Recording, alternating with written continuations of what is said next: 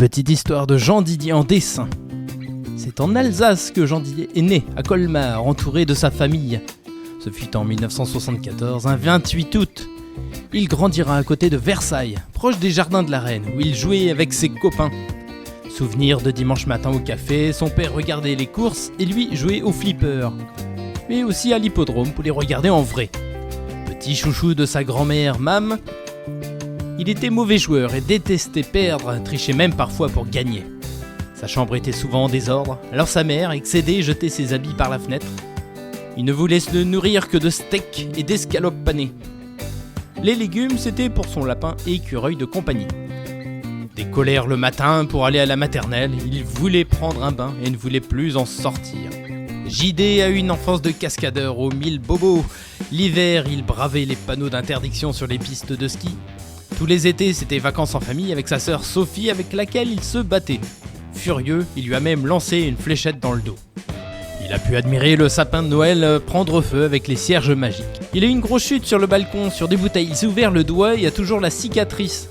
Puis un grave accident de vélo avec perte de mémoire et hospitalisation. Interdiction de se cogner la tête en sortant. Ce qu'il fera 3 semaines plus tard en se cognant la tête sur l'angle de la table basse du salon.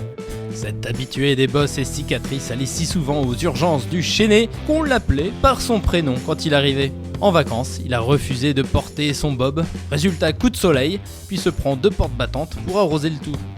Et puis cette fois chez le dentiste où il s'est débattu et a cassé la montre. Il a eu des moments calmes aussi, comme la soirée plateau télé devant le Benny Hill, sa BD favorite des aventures de Blood chez Chesterfield. Ado, sa bêtise de piquer un pneu pour remplacer une roue crevée ne s'est pas bien passée. Son papa aussi n'était pas content du tout de le voir au poste de police. Épisode triste quand on lui a volé son scooter. Coïncide avec cette période où il a peint en noir un mur de sa chambre.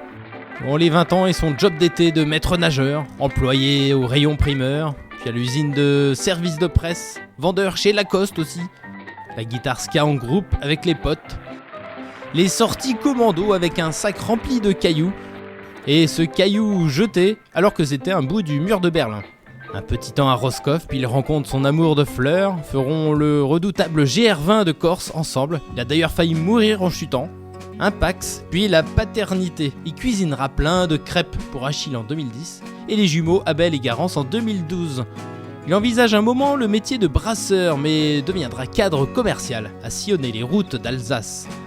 Bricoleur, il retape la maison familiale, ça tombe bien, il aime bien peindre, mais passera 6 mois à l'hôpital avec une sonde alimentaire, tant pis pour les bananes, mais il avait très envie d'un couscous quand même. Il ronfle un peu la nuit, fera un soie élastique, perdra ses clés dans un taxi anglais, adore les blind tests et excelle en Scrabble à présent. Voilà pour la petite histoire de Jean Didier. Et maintenant, prenons un peu de recul sur 50 ans d'histoire pour voir le résultat.